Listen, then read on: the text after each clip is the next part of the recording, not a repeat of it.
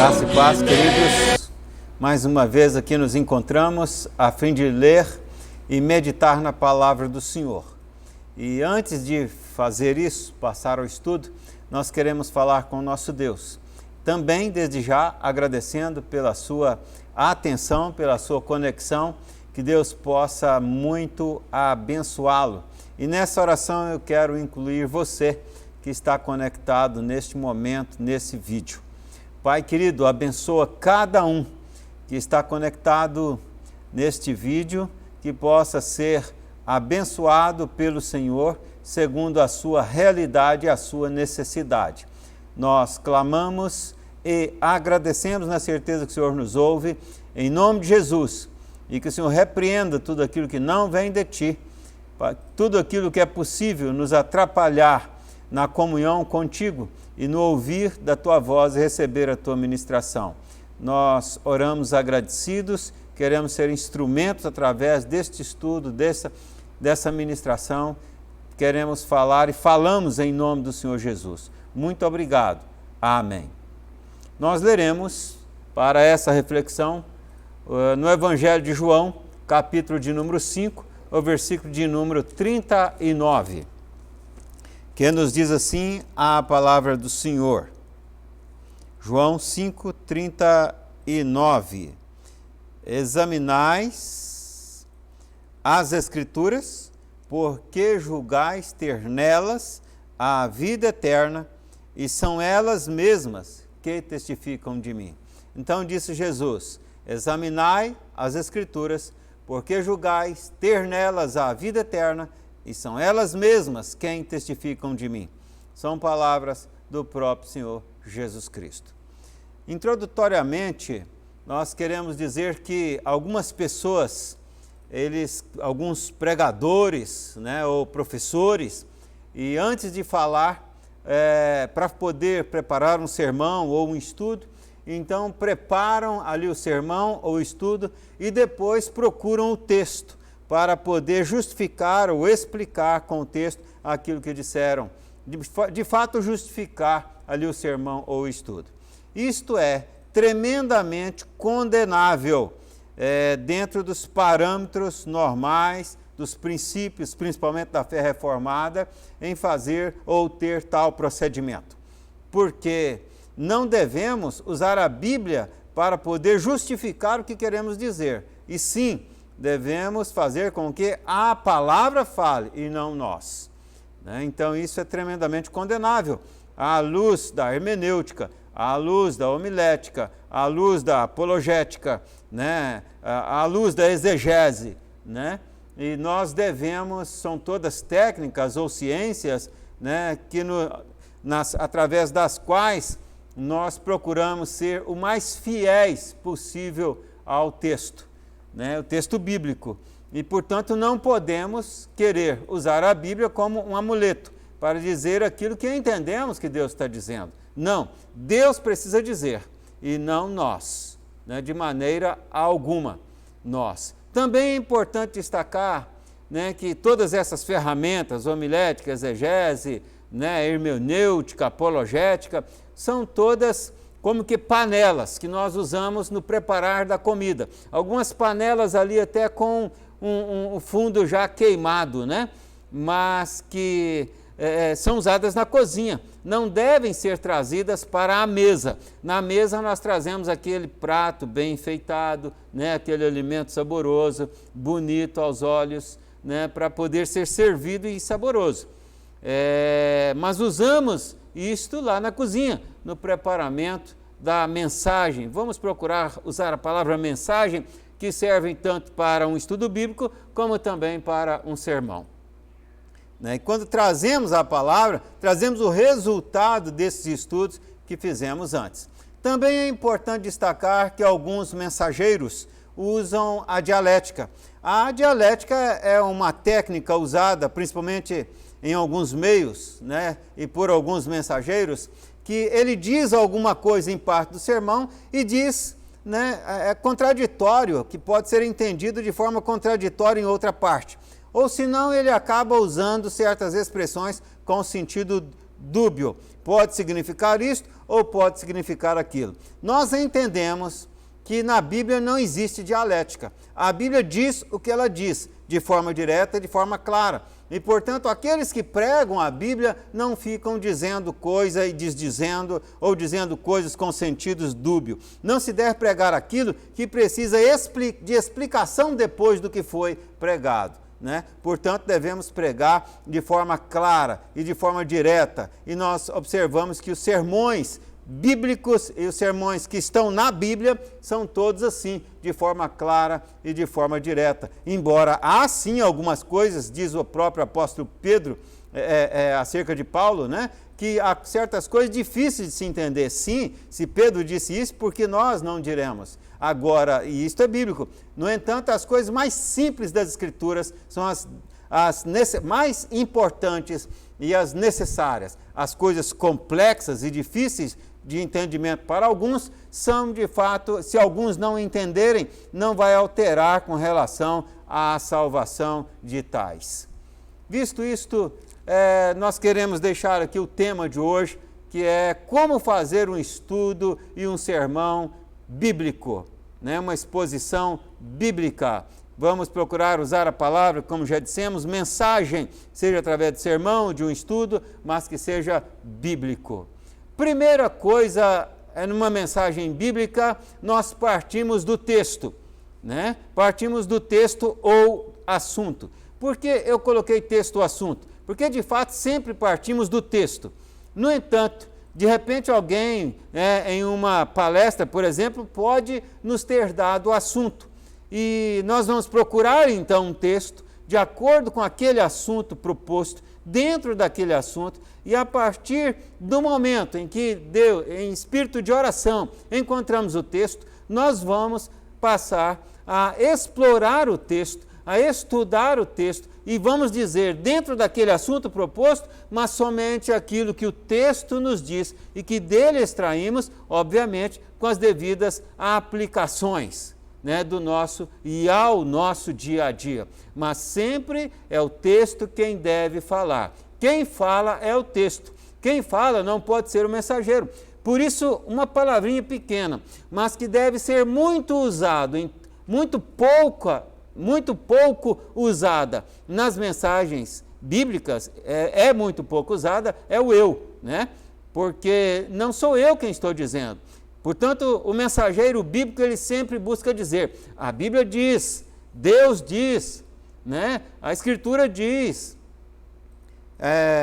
expressões desses termos. Por quê? Né? Deus diz através do profeta, ou o apóstolo Paulo diz, o apóstolo tal, o profeta tal diz. Porque quem está dizendo é a Bíblia. Quem diz é Deus, não o pregador. Quem usa muito eu é o palanque e não o púlpito. Porque no palanque o discurso político vai dizer o tempo todo. Porque eu fiz, porque se eleito for, eu farei, eu. Esse pronome eu é muito usado no discurso, mas não pode ser usado na mensagem bíblica. Não deve ser usado. Né? Até usamos, não é errado usar, mas não pode ter muito eu, porque senão já sou eu que estou dizendo, e não Deus, e não a Escritura. Até porque, quando nós falamos, né, uma mensagem bíblica, nós estamos falando em nome de Jesus, e quando falamos em nome de Jesus, é o próprio Senhor Jesus Cristo falando. Eu gosto de ilustrar, de vez em quando, na igreja onde pastoreio, né? Por exemplo, se eu for à prefeitura e vou em nome da igreja, quem está falando lá não sou eu, quem está falando é a igreja, eu estou falando em nome da igreja. Portanto, quando oramos em nome de Jesus, ou quando trazemos uma mensagem em nome de Jesus, a mensagem é de Jesus. Nós estamos ali como representante de Jesus, falando em nome de Jesus. E como partimos sempre do texto, né, e eu escolhi esse versículo aqui intencionalmente para falar neste assunto, né, aqui de João 5:39, né, olhamos o texto dentro do seu contexto. Eu li um versículo só propositadamente, mas seria importante ler todo o contexto do versículo. E nós olhamos o contexto, não somente o contexto do texto, né? Eu posso até citar um versículo só, posso pregar em um versículo só, mas na cozinha, no uso das panelas, né? Ali usamos diversas materiais, diversas ferramentas, né? Alguns usam até de forma inconsciente, não tem ali um conhecimento aprofundado, mas aprende, né? Até vendo outros trazer a mensagem bíblica, e trazem, pregadores leigos, às vezes até semi-analfabetos, mas trazem uma palavra bíblica, porque falam da Bíblia e não de si mesmos. E olhamos o contexto do texto, mas olhamos primeiramente quando escolhemos aquele texto, ou o Espírito nos revela para que falemos naquele texto, ou textos, né? Nós olhamos os contextos, o contexto anterior, por exemplo, de João 5,39, se você olhar o contexto anterior, você vai poder comprovar que Jesus havia curado um homem paralítico há 38 anos que estava ali prostrado no tanque, chamado em hebraico Betesda, né? E uma vez no ano descia um anjo que movimentava as águas ali que estavam naquele tanque, e quando as águas estavam sendo movimentadas pelo anjo, quem descesse primeiro seria curado.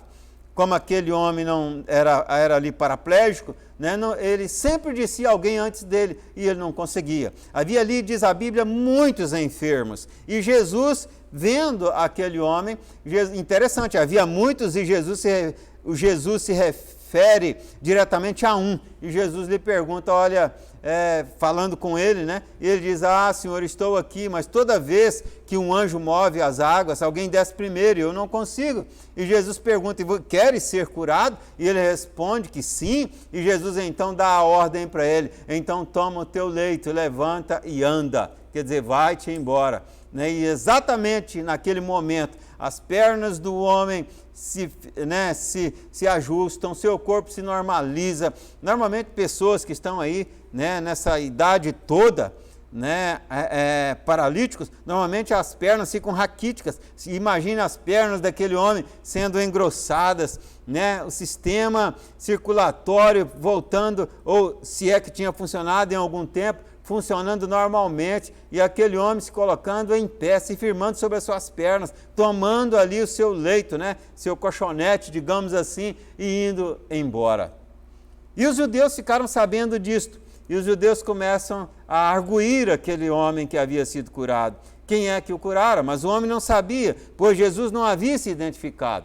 Até que estando o homem no templo, e Jesus também no templo, então o homem diz ali aquelas autoridades, certamente, fariseus, saduceus, né, os sacerdotes, que eram as lideranças religiosas daquela época. E o homem diz, foi ele, foi Jesus. E então, eles procuram arguir a Jesus. Por quê? Porque não para elogiar a Jesus, não para admirar com aquele portento, mas para acusar Jesus, porque Jesus havia curado o homem em um dia de sábado, e eles entendiam que isto era uma quebra da lei, e portanto, no entender deles, Jesus estava em pecado, havia cometido um pecado. E quando vão arguir a Jesus, aí entramos no contexto do texto, que Jesus vai explicar a sua missão, e nessa explicação, Jesus está se colocando como o Messias tão aguardado ao longo de todo o Antigo Testamento, portanto, filho do próprio Deus, porque ele vai colocar, né, que seu pai é quem fazia tais obras, tais portentos, né, através dele, e na verdade, ele se coloca como sendo o Messias ou sendo Deus. Dessa forma, as autoridades judaicas entenderam que Jesus cometera um segundo pecado e que Jesus agora, ele está cometendo o pecado de blasfêmia, se julgando ser igual a Deus ou se julgando ser o Messias prometido, ser Deus, filho de Deus. E para eles, né, como a lei dizia, quem fizesse isso estaria blasfemando.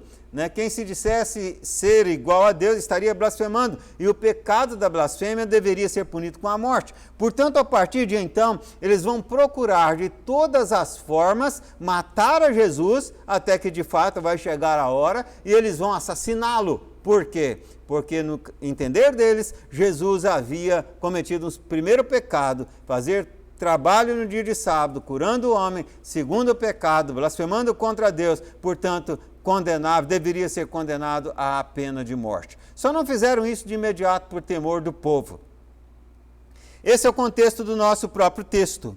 E Jesus então vai dizer que no juízo final, eles seriam condenados. E não seria Jesus quem os acusaria, mas o próprio Moisés os acusaria, porque eles, os escribas, os fariseus, os sacerdotes, os principais, as principais lideranças ali, aí Jesus diz nesse versículo em que nós lemos, eles examinavam as escrituras, porque julgavam ter nelas, nas escrituras, a vida eterna. E Jesus então diz para eles, pois são elas mesmas que testificam de mim, que dão testemunho a meu respeito, que falam de mim, né? João 5,39. Portanto, Jesus está dizendo para eles, olha, vocês examinam as escrituras, porque julgam ter nelas a vida eterna. São elas mesmas quem testificam de mim.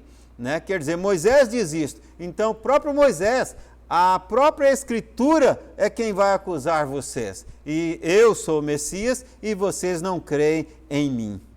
Jesus diz ainda que faria portentos, milagres ainda maiores do que esses, o que vai justificar o contexto posterior. Então, olhamos o contexto anterior, olhamos então o contexto do texto, e aí olhamos o contexto, veremos agora o contexto posterior.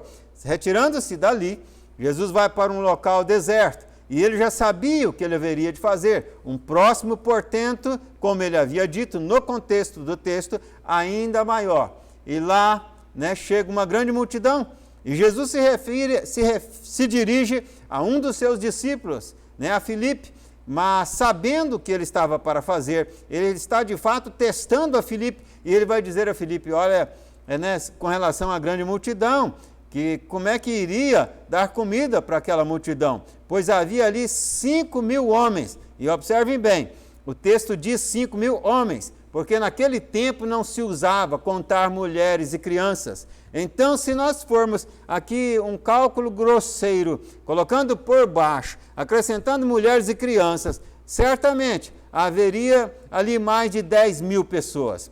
E com um punhado de pães e peixes, que cabia ou suportava nas mãos de um só homem, Jesus os partiu e ali serviu. Ali a primeira multiplicação dos pães, de forma que alimentou todos aqueles que ali se encontravam, de forma a sobejar, de forma a sobrar.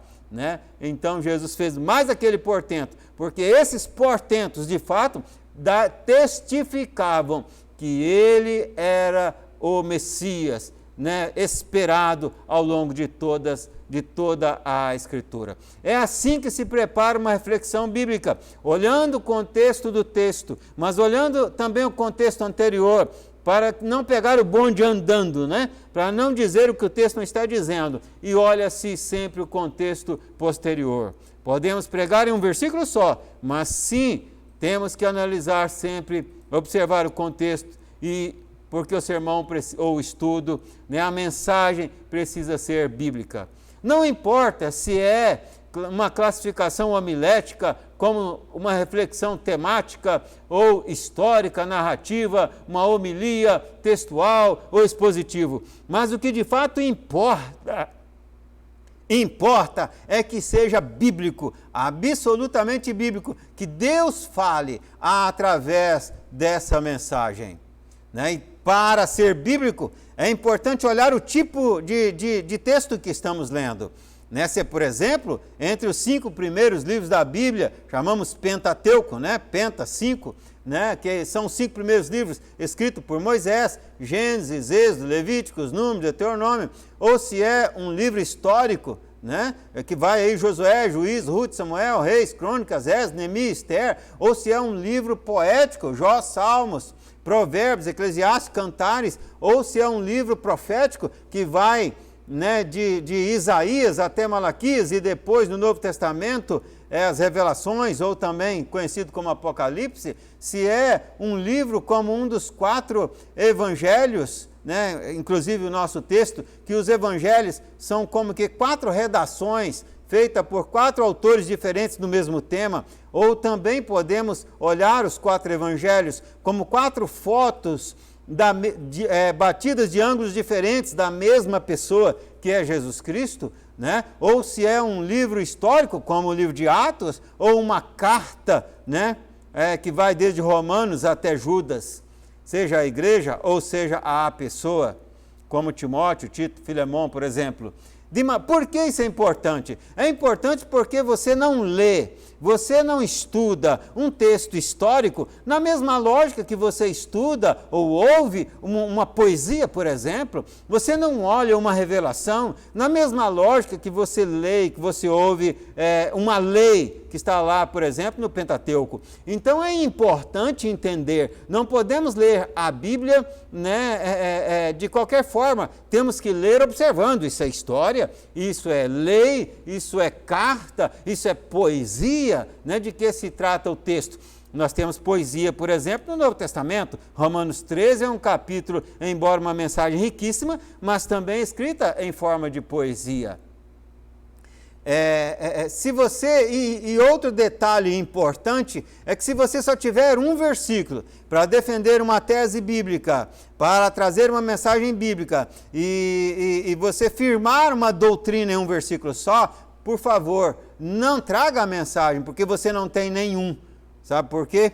Porque todas as doutrinas, sejam elas quais vierem a ser, todas as doutrinas bíblicas sempre tem diversas passagens que corroboram, porque a Escritura explica a Escritura. Se não há um texto que esclarece aquele texto, que ajuda a esclarecer aquele texto, então você não tem texto nenhum para defender tal doutrina, né? Não tem. E também, quando um texto contradiz outro texto, é porque o intérprete está errado, porque na Bíblia não há erros. Na Bíblia não há, nesse sentido doutrinário, erros, não há contradições. A Bíblia é inerrante, a Bíblia é suficiente, palavra de Deus.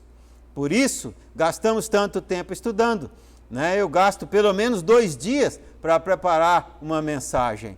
Alguns pregadores, né, citar um aqui a nível que prega aí internacionalmente, por exemplo, reverendo Hernandes Dias Lopes, né?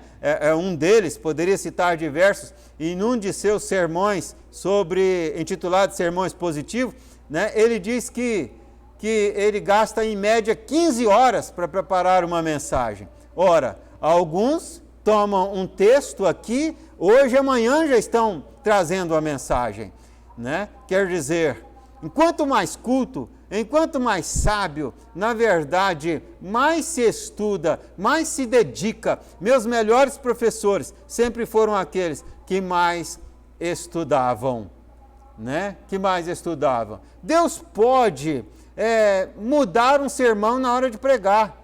Inclusive já aconteceu comigo. Estudar a semana inteira, na hora de pregar, Deus ali, né, deixa claro e consciente que é para pregar outra coisa, que você nem estudou. Deus pode fazer isso? Pode e faz, quando quer, né? Deus pode também nos dar um sermão pronto, né? De repente está andando, dirigindo, e vê um sermão, né? O texto, e com o texto todas ali, os princípios para se expor. Deus pode e Deus faz quando quer e como quer. Mas eu não posso mudar, eu não posso ser relaxado, eu não posso deixar de fazer aquilo que cabe a mim fazer. Deus pode, eu não. Se certo pregador do interior, convidado a pregar numa igreja grande de capital, e ele era um bom pregador, por isso foi convidado, e ele então estudou a semana inteira, e chegou lá cheio de si, e cabeça erguida, né, ereta, né, cheio de si, e o sermão dele foi um desastre. Conta-se isto. E na saída, né, ele saiu de cabisbaixo, sentindo ali, né, o fracasso, e ao chegar à porta, uma irmã de oração disse àquele pregador: Deus te abençoe, meu filho, e se você tivesse entrado como você saiu, você teria saído como você entrou. Portanto, queridos, também, embora possamos estudar, embora possamos buscar em oração, e temos que buscar em oração, porque é somente o Espírito quem transforma, é somente o Espírito quem converte, e quem convence o homem do pecado, do juízo da justiça. Temos que orar, untar e banhar a nossa mensagem em oração antes de pregar. Temos que vir com humildade, porque temos que vir na dependência de Deus.